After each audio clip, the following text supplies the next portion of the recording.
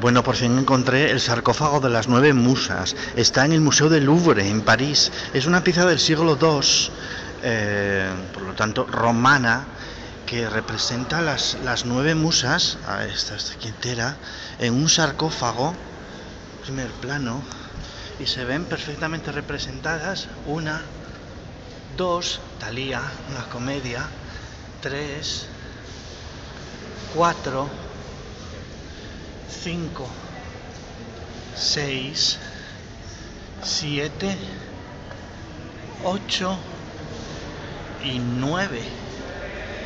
Las 9 musas. A partir del siglo II parece que era normal que aparecieran en los sarcófagos. Aquí está, completo. El sarcófago de las 9 musas. Museo del Louvre. En el lateral hay como un señor mayor, será el oferente.